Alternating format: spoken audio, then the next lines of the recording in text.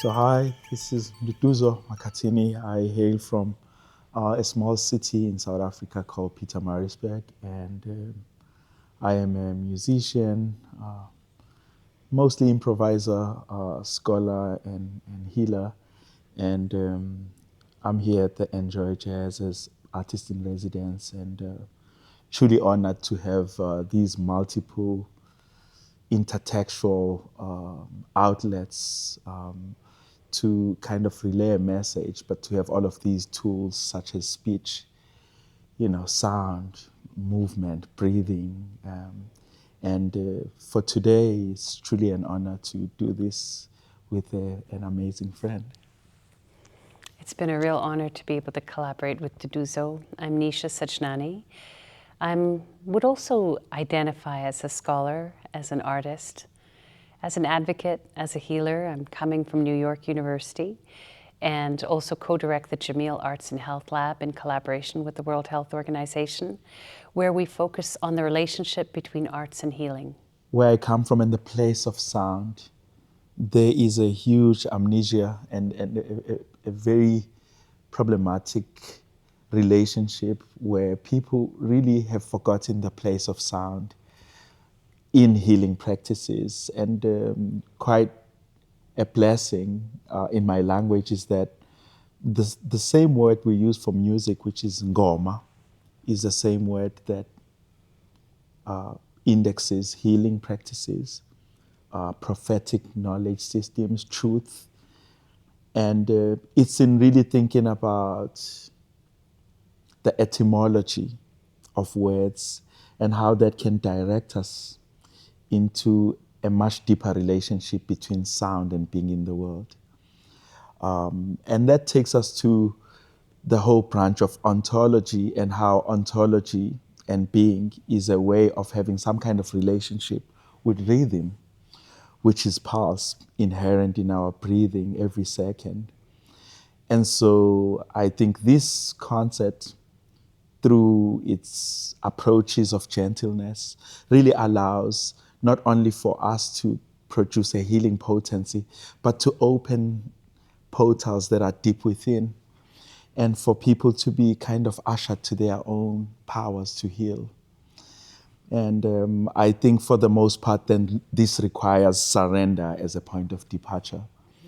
And so throughout, we are opening invitations, not claiming to be producing healing, but to set up a vortex, a portal for people to jump in. So beyond anything, we are thinking about healing as an invitation. And if one kind of allows this invitation, then you access your own vital force that kind of puts you in a kind of in-tuneness. And I think that's the big intention behind our very humble attempt to open up sounds of infinity that will echo into different aspects of our lives that need healing beyond the body. There is just an urgency for healing, to heal systems, to heal environments, so much broader. It's a very open idea of healing. My mother is my first teacher, and my family were refugees coming out of Pakistan, living in Agra in a refugee camp for about 3 years before resettling and remaking home in Malaysia, and then in Canada, which is where I was born. And I say that she was my first teacher for all things aesthetic, because for her, beautifying home in sound and with decoration and with the food that she created constitutes my aesthetic learning, my education, my aesthetic education. So I include music in there, and I would say that in Indian performance theory, we don't separate out sound from movement, from drama, from theater, from dance, that all of these things come together in a concept called natya. And when I was training in Bharatanatyam, which I did when I was very young, I was doing that at the same time as I was training in ballet, just like I was speaking English with some friends and French in school, and being exposed to Hindi and Sindhi sometimes, that these spaces in between pulling in different aesthetic influences, I suppose, have introduced me to, have opened up all kinds of different portals to healing, to health and healing, and to the space of sensory attention and beauty in my life. I think it's beautiful what you say about place, but also displace, and how sound is always this modality of travel, and how sound has always been with us. I often get asked the question of when did I start playing music? The truth is that I'm first introduced to the musicality of being, and the moment of starting to play music is really this yearning to sound out the being.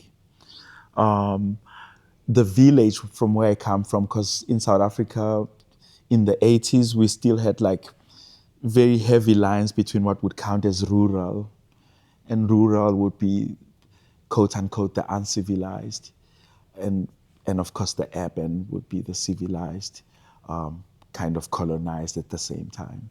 And I come from the kind of rural, so I get introduced to television, radio much later in my life, and for the most time that bothered me, but now I feel it's such a blessing. So I understood the musicality of environment. And if you look at our languages as well, particularly Zulu that I speak, it's really onomatopoeic. So in a sense, we've always been trying to imitate natural sounds. So I'm glad that like my concept of music steps with musicality before the enunciation of sound. So musicality as a way of being in a family, as a way of being in a village, as a way of kindness, as a way of love. So I don't sometimes like to animate this moment when I started playing the piano, because for me it's very late in my life, and it's a very small glimpse of the greater musicality of upbringing, having parents that are sound, having community. So I would say I walk into this world already kind of invited by way of calling, which the calling to be a healer. And so all of these things for me are the things that lead me to this moment of wanting to break. And so that's when the playing of the music comes. It's building from this necessity of wanting to put in words, put in sound, the musicality that I am, that I'm a part of. So that's really my story. And then, of course, I would go to a university and study music, and of course, in those moments, troubled by how the university has no concept of musicality, but insists on teaching music. And so then creates this violence of music that happens outside of context. And so this has been my life. For me, I'm guided constantly by language. And we speak about these things against linguicides and particular languages going to extinction. And I wonder about worlds that go to extinction, that the cosmology is a location for everything, and cosmology speaks through a language.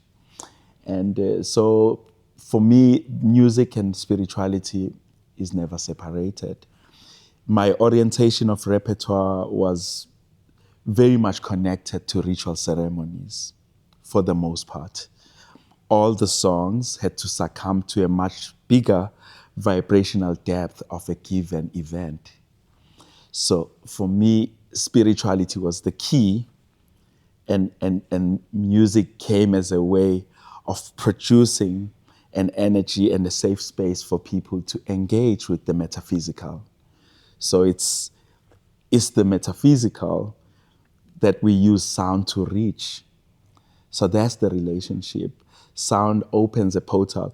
And I truly believe that someday we won't need sound. We need sound because of our own out of tuneness as humans. But there is sound in everything. There is musicality in everything. So that is the relationship. We're trying to reach an elsewhere. And this elsewhere would come when we live in this other world. My experience of music, musicality, and spirituality is very much connected to the kinds of experiences I had growing up in a church. I grew up in a Christian church. We would sing together, and then I would find myself yearning for those spaces to sing together as a means of feeling a sense of connectedness to myself, to each other, and to some higher purpose.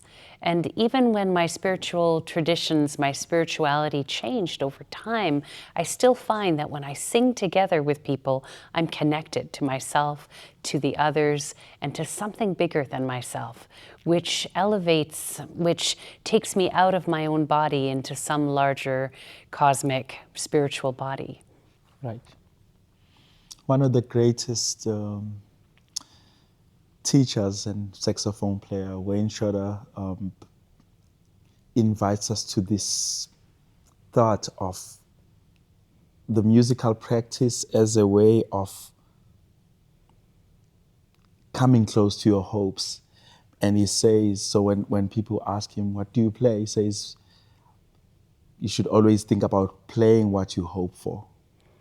So thinking in this sense about sound as potentiality to kind of transform the world. So if you're playing your hopes, you're kind of co-creating the reality that you want to live. And I think that's always at the core of my practice, trying to play my hopes. I really feel like ending it there. Right. A great portal into an elsewhere where we may wish to reside together for a little while. Right. Yeah. Thank you. Wow. The people should have come here. We are done. Basically, our job is kind of done now. This is the conversation after the concert too, so it's a bit of a warm-up. No, it's not a warm-up. This is the thing. It is they should have been here. It is the thing. Because now I'm going back to the hotel. It is the thing. I'm going to bed. Thank you so much. Oh, thank you so much. Yeah, and thank much you love, for brothers. Yep.